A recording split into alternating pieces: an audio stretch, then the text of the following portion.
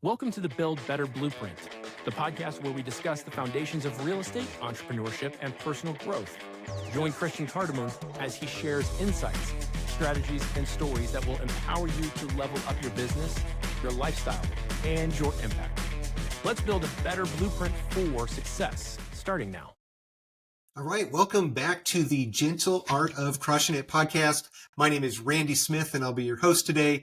And really excited to have Christian Cardamone with us today. Christian is a commercial broker, and he's the founder of Aloha Wilmington Real Estate.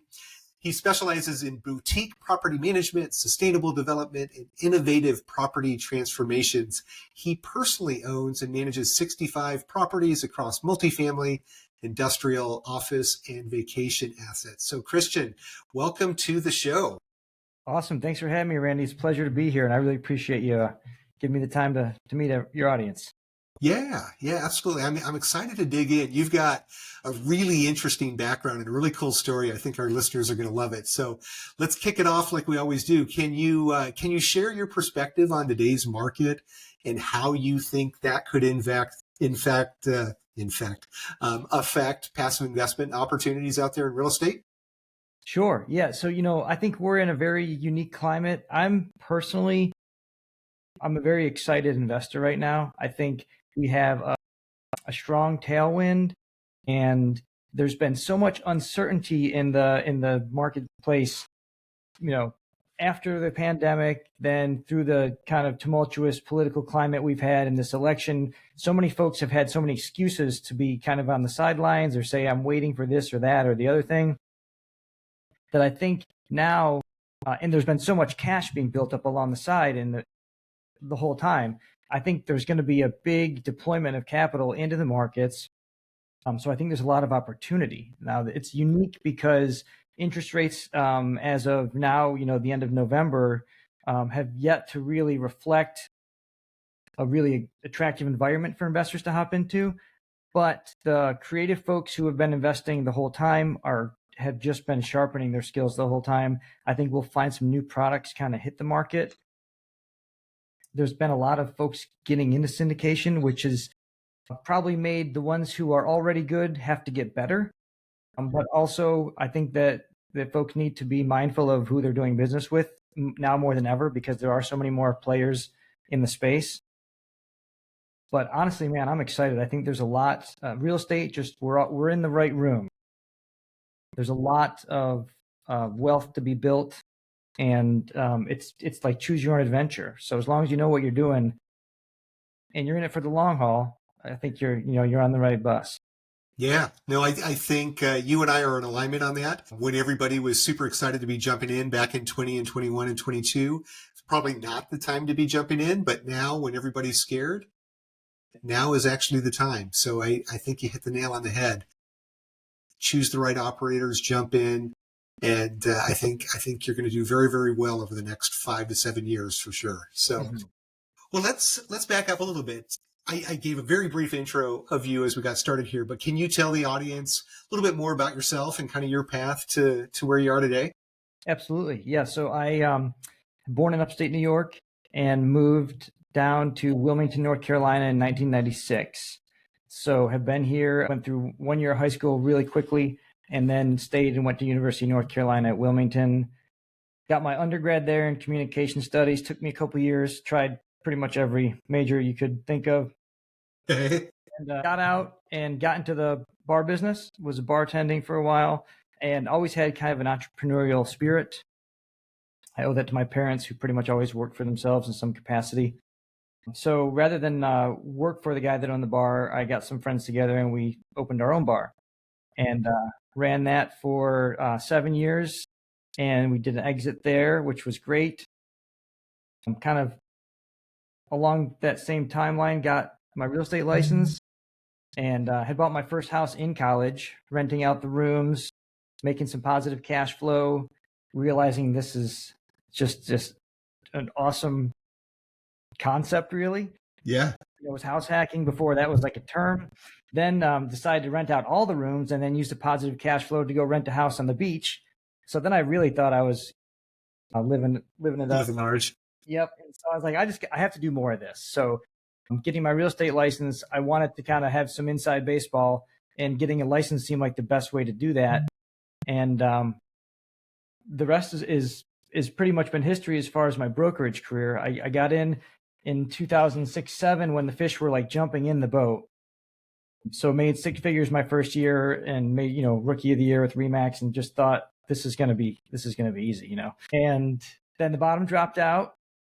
Had just a tremendous financial meltdown, went rags to riches to rags again, and just decided, I guess didn't really give myself an option, just stayed in and kept kind of grinding the whole time. Immediately started rebuilding back and collecting assets again as soon as I possibly could, through all sorts of creative measures, and knew that what had got me there, that was the same lane I wanted to stay in. So just use that experience to kind of continue to hone. Got my contractor's license, started building and developing, dabbling in commercial real estate, and man, it's such a great industry. There's so many different ways to make a living, to make a great living, to help people. I'm so excited by it all the time. So here we are now. Started managing properties along the way for friends and family who saw what I was doing. And in real estate, people always think you're doing better than you are. So that's my advantage. And people, I'd help take their properties and manage them, and then provide results and performance for them. So it was the self-fulfilling prophecy that came true. So started my commercial property management firm, Aloha Wilmington Real Estate, and that's been great. And so here I am now, and just loving it, and trying to decide what's the next shiny object in real estate that I can go and start learn about. So yeah, I think in the intro we shared, you've got 65, you personally have 65 properties, and it's kind of all different types of asset classes. So it goes against this idea of like jumping in and getting to know something perfectly and going deep. You've actually gone wide and tried a bunch of different asset classes.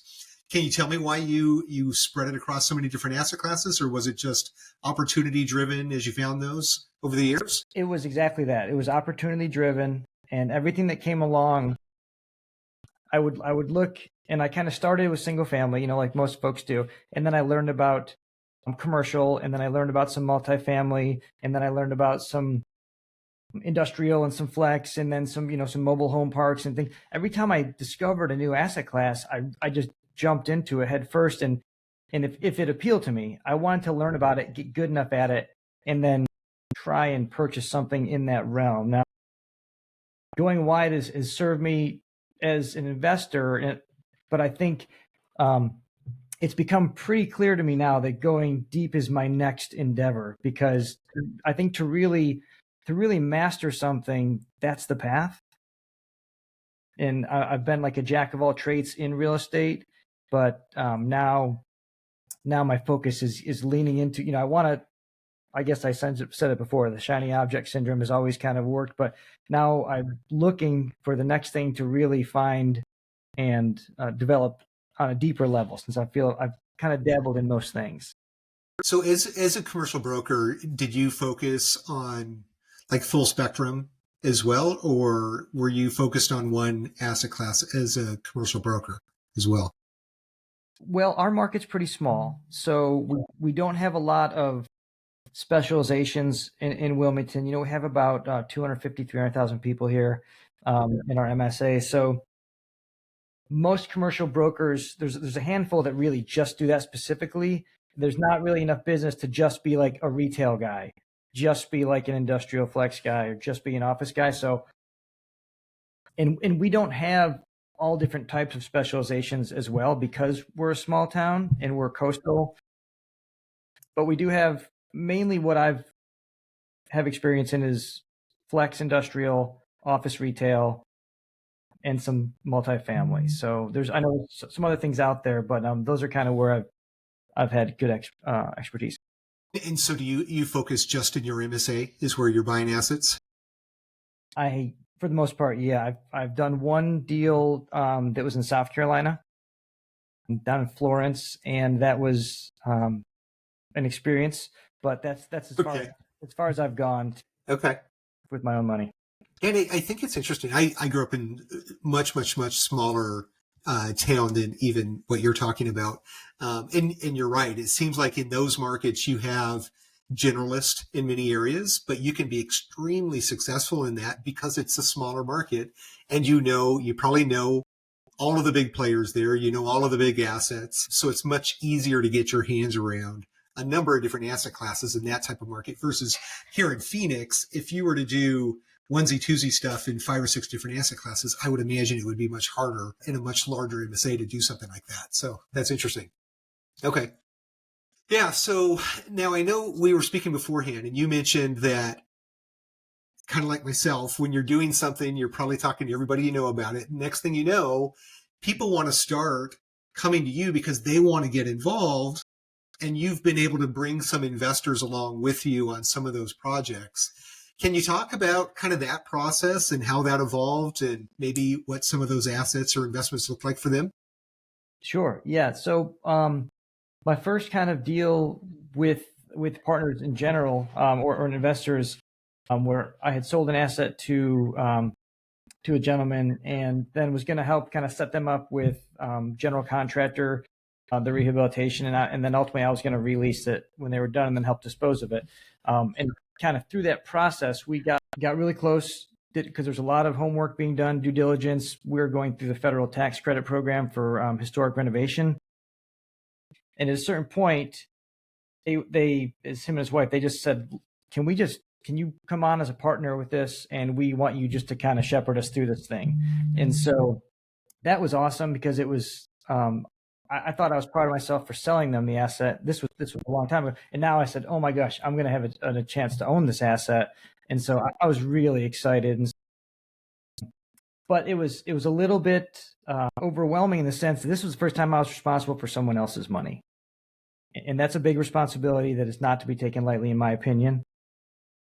And my integrity was on the line. And so I took it very seriously. And so we've renovated the asset, leased it up, disposed of it, had a 7-figure profit on the exit of that, which was just phenomenal.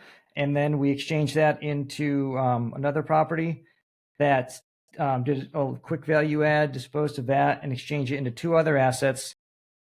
And I was able to increase my equity position with them as we went. And then the last 2 that we held together basically have been kind of development projects that were value add commercial properties, and it's been a good experience. Learned quite a lot along the way. Yeah, and I would imagine that investor is pretty pleased with the results as well. They came to you initially just buying a property, and that it's evolved now into, I think you mentioned like an 8-figure portfolio at this point, correct? It has, yeah. And I think, and I would say I've been fortunate in the sense that as a broker, that's been, I've been working with investors my whole real estate career for the most part, but I've never gone out and tried to raise money. I've almost done it kind of laterally, where I've helped them acquire the asset, and then multiple occasions where that investor has said that just turns into a partnership. Because I get very familiar with the asset during the due diligence process and acquisition, and then I help them kind of formulate a plan for what's the horizon for this, and then how we can dispose of it if we are, or what's the strategy. And more often than not, I love real estate, so I'd like to be a part of as many deals as I can. So that is organically turned into getting equity in it, and then at that point taking control of it, management, and running with it. Yeah, and I think you're in a unique situation as well, where like partner selection is so important. So it's not only the asset, but it's the partners that you're working with as well, and you get to really see how those people show up during the negotiation period when you're buying the asset. And while you might fall in love with an asset, you might not fall in love with the partnership. So you kind of have a unique situation where you can just bow out and they move on with the acquisition after you complete that transaction. But if you do find those jewels or those gems of potential partnerships, then you're in a very unique situation to partner with them and go on. So have you done transactions where you had initially gone into it thinking that you were going to form a partnership and then you stepped away from it? Or have they all been pretty well vetted on the front end before you got down that? No, I would say most of them have been successful and they've been good. But I've had a couple opportunities to get in, and then just like you said, knowing this has happened to me multiple times, and I never really solicit it or offer it. But through the process of meeting these folks, touring properties, identifying, then offering, contracting, due diligence, I'm seeing what kind of business they run, how they are as investors. So it's almost like it's reverse. I'm betting them, even though they haven't even offered me a position in, because I'm seeing like, are these like shrewd investors who want to like stomp on tenants' throats and squeeze every drop out of a deal? Or are they the kind of folks who see something and see its potential, or take my feedback earnestly and say, wow, that's great. I can see their kind of vision through a transaction, because I've generally got 30, 60, sometimes 90 days to work alongside them. So you're right. Like at the end of the day, I could be like, this isn't a deal I would take no matter what. Sure. Just based on personality, or how many cooks are in the kitchen, and just how they make decisions. Yeah. Very interesting. Okay. Well, so now looking at your portfolio today, it sounds like you're starting to hone in on really like taking the rifle approach versus the shotgun, identify a specific asset class and go a little bit deeper. With your knowledge of the market, where we're at in the economy and some of the trends that we're seeing, and your knowledge of all of the different asset classes, what are you honing in on? Have you honed in on a specific asset class, or are there going to be a few still? So right now, real estate, in my opinion, is it's local when you're in the trenches here. So the stuff that's going on in some of these bigger markets, sometimes it's good for kind of the global view of the market. But here, I'm focusing in on some multifamily and some commercial flex and industrial stuff. That seems to be what the biggest need is immediately. And so I see the most opportunity there. So that is right now where my focus is. And then within that, there's still kind of a berth to maneuver and decide how laser focused I'm going to be. But those are the two I have active projects in right now. Can you talk a little bit about the flex? We don't talk a lot about that, and I think it's an asset class that many don't even really know what it is. So can you kind of share with the audience a little bit more details about that? Absolutely. Yeah. And I think this will be one thing I would keep an eye out for, and I start to pay attention to as an investor, someone who likes to have passive income in, multifamily has a lot of attention on it. It has had historically. It's not new by any means, but it's finally like getting introduced to the investment public. And basically, for the most part, there's different scales and grades of it, but it's basically a commercial, like industrial flex building would be something with an office or a retail component in the front, and then warehouse in the back. So most of the time they're metal buildings or these big monster like tilt ups. Those are kind of the more bigger scale industrial ones. But Tony had mentioned it, or my gentleman buddy who I mentioned before, he said the mullet concept, and I'd never heard that before, and I loved it. Like business in the front, right? Business in the front, party in the back, and it really is. It's great. It's just very flexible space. That's why they say flex, because you could use it for office, retail, manufacturing, and then you've got this big broad warehouse in the back for a multitude of uses. So that's in a nutshell what it is. Yeah. So I spent 11 years working for a large credit card company, and my job was to go out and meet with all of our clients and teach them how to use our tools. And I would meet with everything from pool repair guys to real estate organizations to machinery companies, all in this flex space where, just like you said, business in the front and warehouse in the back.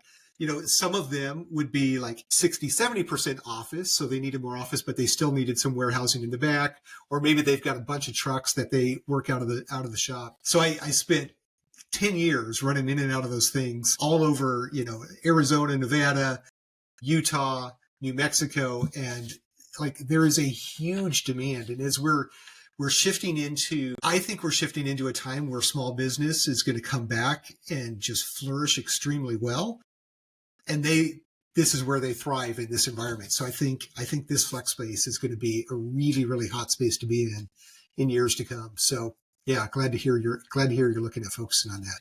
Yeah, I like to hear that from you, another professional in the industry, just to kind of corroborate that, because again, we're a smaller market, so the things that I'm seeing out in these bigger markets is representative of what we're seeing here, which is awesome. And you're right. It is the, every person needs a roof over their head. They need shelter. So you say single family homes will always have a place for me in my investment portfolio, but this is basically the business version of a roof over your head.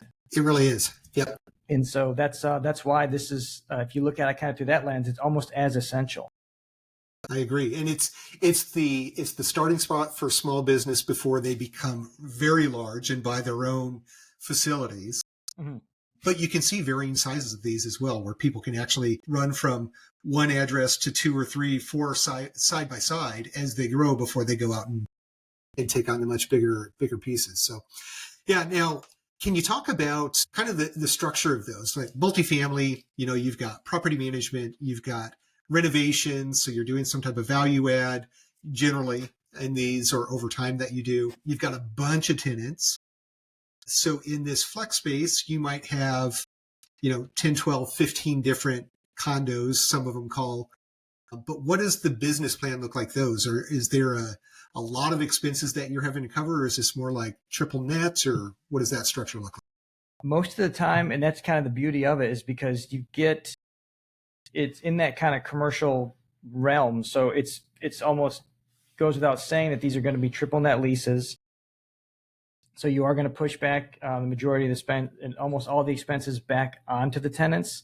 And that's understood going into it. And it's not uncommon. It's not a hard sell. And if they are condos, sometimes they have like COA fees and stuff like that even those can be wrapped into the net expenses. So they're really easy assets to own. And that's why I think the syndicators that are getting into that space, I think will just deliver phenomenal results for their clients and investors, because they're so easy to pro forma and underwrite, because they're like Legos. You buy these buildings, they're metal, like I said, or the tilt up ones.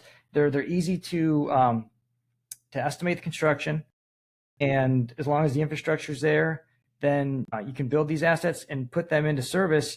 And as long as the demand is there, vacancy is kind of the only variable, because depending on your market, the tenants are responsible for everything. If they're metal, they have 100-year roofs, and there's really not much maintenance to do. So unlike an apartment that can go from Class A to Class B to Class C as decades go by, some of the assets here in my market that were built in the 80s are still commanding premium, like Class A prices here for these flex things. So it's just beautiful.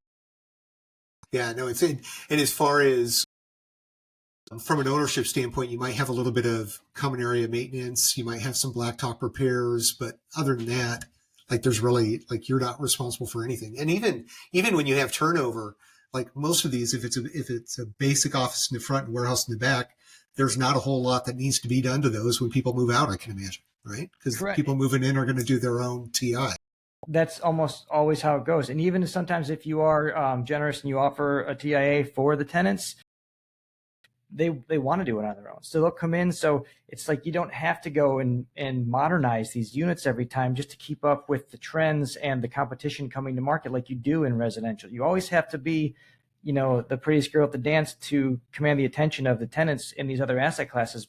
But with this, it's just like sometimes, proverbially you show up in overalls with, mud on your shoes and you're still going to get the high rent just the same way. So so the average guy, like the pretty girl at the dance versus the average looking guy like myself, we could do okay in that space, is what you're saying. I feel like I'm looking in the mirror if I so you're right.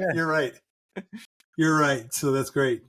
Well, cool. Well, it sounds, I love that space. I've been watching it more and more. I'm learning more and more from my guest as well about that.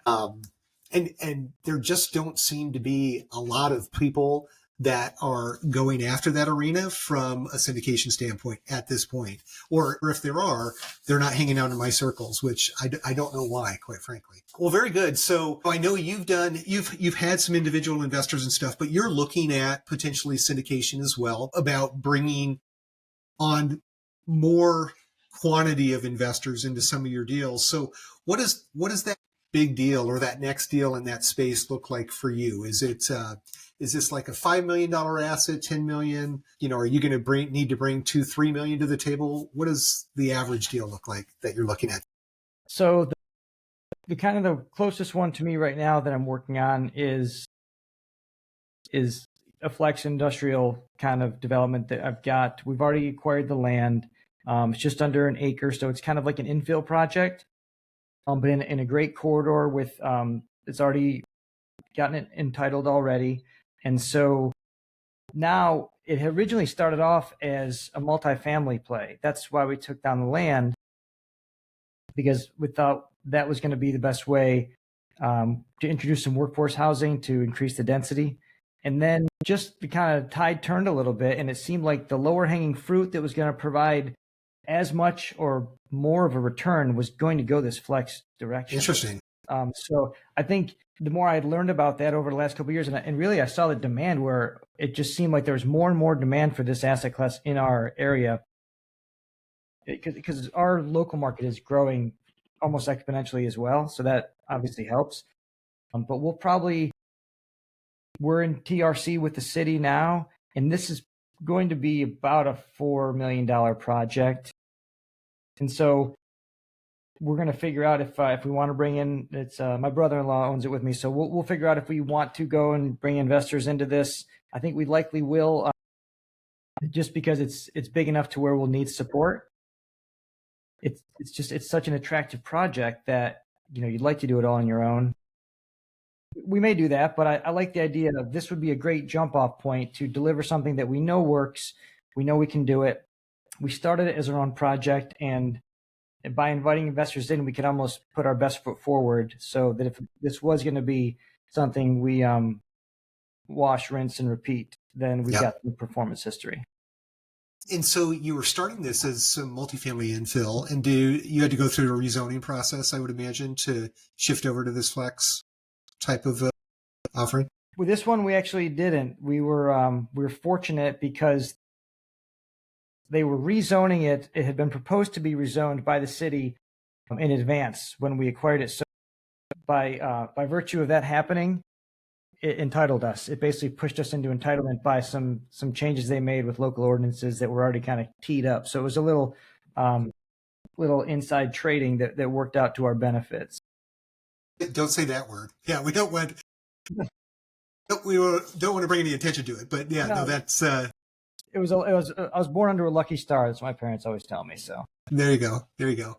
Yeah, interesting. And so, what is when you look at a build cost? If this was infill multifamily, if it was a $4 million project under flex, what would it have been under multifamily ballpark? Just curious. Well, we're looking from almost like if you want to just get simple with it from a price per foot, I guess what we're saying is the price per foot for like a turnkey development for this multifamily is, including civil and architectural, is like 135, 140. The buildings themselves are like 60 to 75. But we got a lot of stormwater, a lot of civil, like that. Whereas the multifamily stuff is, it was in the mid twos to build. And so, depending on the class of the product, obviously that has a pendulum can swing. Yeah, there's a lot of different ways to go with that. But we were going to have some commercial elements on the first floor. It's a four-story building, so it's going to essentially be kind of mixed use. They have incentives with the city. If you offer a percentage of commercial, then they'll allow the density to be higher. Interesting. And also with if you designate 10% of it to workforce housing, then the density can be unlimited. Then you're just restricted by the footprint size and the height restrictions. So okay, yeah. Whereas on the flex space, you basically throw some concrete and blacktop and metal buildings, and it's probably built much quicker, I would imagine. Yeah, you have the time is money. So if you can get something done in literally 7-8 months versus 18 months, that has real tangible return on it. And will you hold these after development, or will you sell it? The plan will be to hold these. I think we're in a great area, and there's even it's wild when I say flex, it really is flex in the sense that there's some folks have spaces around here where there'll be private citizens that will rent them for like a man cave or like a she shed. They'll park their fancy car in them, set up a pool table, And just because a lot of folks don't have that kind of storage or a private garage or something like that. So it's just a very appealing. Yeah. Yeah. I've seen in Vegas specifically, actually here in Arizona as well, you'll see restaurants, from time to time, diners, that type of stuff as well, because all of those people that work in those facilities in the surrounding areas, they've got to eat somewhere too. So yeah, it's a good, cheap solution for restaurants. So interesting. Okay.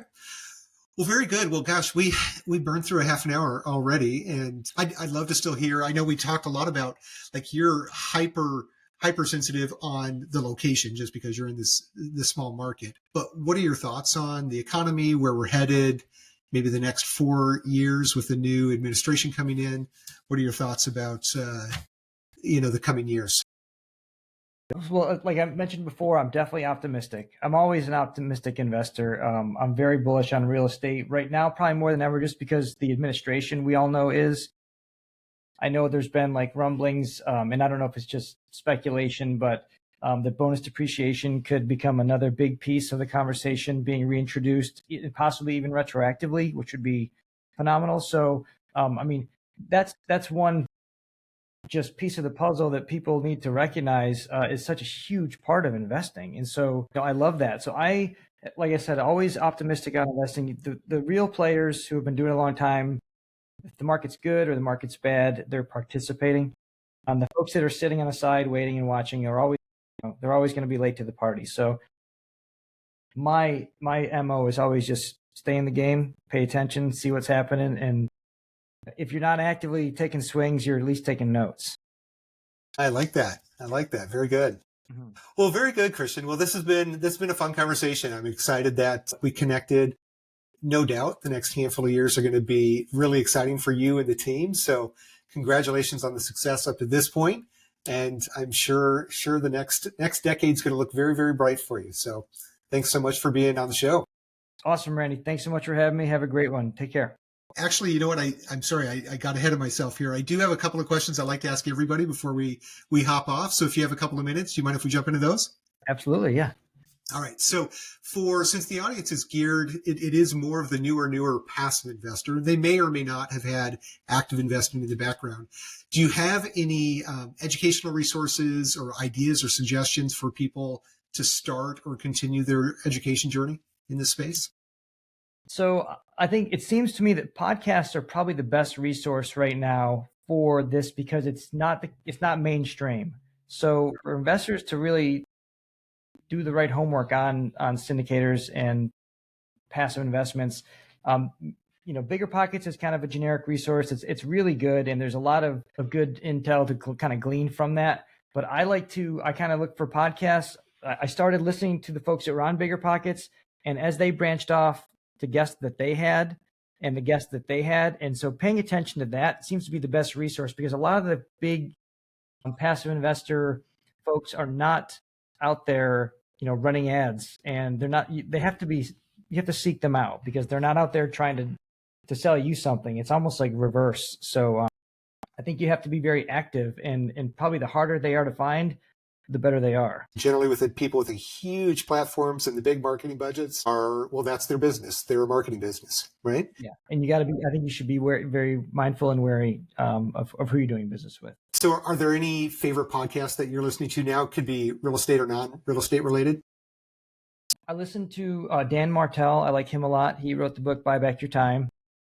So I love following him and his content. The Rich Summers Report has been one that I've been turned on to, which is neat. And they do like kind of boutique hotel investing. And then I like Brandon Turner's new content, The Better Life Tribe. And he's a big syndicator. And he's a good example of someone who's got a big presence, but also seems to provide pretty good results regularly and has a good reputation. So he could be kind of the outlier. I would agree. And so, but I'm always looking, and your podcast, man, honestly has been great. And I've listened to, I think, 4 episodes already, and I'm going to definitely go down the rabbit hole. So, keep up the good work because this is the stuff you have to go out and seek. I appreciate it. Thank you. All right. So let's see here. For folks, we didn't talk about this a ton, but for folks that are trying to improve their due diligence process, what would you say? What's a good due diligence question that they should be asking as they're vetting operators to place capital in passive deals? So I think time in the market is one of the biggest things. Anybody that's and I certainly wouldn't look down on anyone that's just been in it for 2 to 3 or 5 years. But if I was going to put any substantial amount of money in with the group, I would want a decade or more performance, just because I think they need to have gone through at least one cycle to really know. Because perfect example, like I mentioned before, when I got into real estate, before the bottom dropped out, I thought it was all rainbows and waterfalls. So if someone had given me money, I would have lost it immediately when, I lost everything. So someone that's gone through a cycle or two, old guys really know their stuff a lot. The older and women too, just someone who's been through a couple of the gray hairs generally are there for a reason. And so that's one thing, time in the market. Not to say that a newer syndication couldn't really be wildly successful, but that's one thing I look at. And obviously some investors that have been there before, it's important to talk to other folks in some of the past projects that have gone full cycle. And not necessarily just the ones that the operator wants to refer you to, but finding other investors organically that have invested in their deals, I think is even more powerful, right? Absolutely. And I'm glad you said that. I agree with you. I was hiking with another GoBro this morning, and we were talking about when you first get started, just like yourself, just like me years and years ago, like you just don't know what you don't know. And if everything's gone well and there have been home runs and no issues whatsoever, you think you've got the God complex, you can do anything. But then when you get something left field that you weren't expecting, you just can't know how to deal with those issues unless you've been through them before. So really good advice. Really good advice. Thank you for that. All right. So let's finish with just a couple of fun ones here. You and I are both of a community that talk about bucket list items. So is there a bucket list item you've recently checked off your list or one you're hoping to in the near future? Oh man, I had 2 this year. Went to an F1 race in Miami. That was awesome. Nice. Love Formula One racing. And then I flew an airplane. So that was very cool. Looking to get my pilot's license at some point. And finally, with the support of my wife, got my discovery flight and then have done a couple since. So that was definitely has been a bucket list item. Fantastic. I flew during our Scottsdale event that we had just a couple of months ago. So yeah, I flew with a GoBro up to the Grand Canyon in Sedona for breakfast.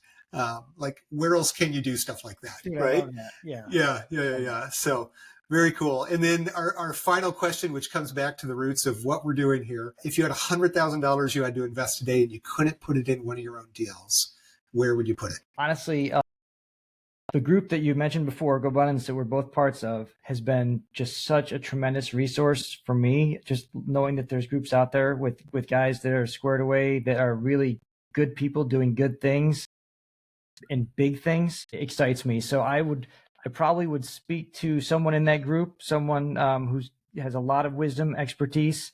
And if I was going to put it into a passive channel, it probably would be a flex, some version of a flex product, syndication, and I would do it with a smile on my face. Love it. Awesome. Well, Christian, this has been great. It's been good to get to know you. Like I said, I feel like we're brothers. Yeah. We've got the bald head and the beard, but it's been great getting to know you a little bit more. I'm sure I will continue this and I'll get to know you even better in the future. So thanks so much for being on the show, though.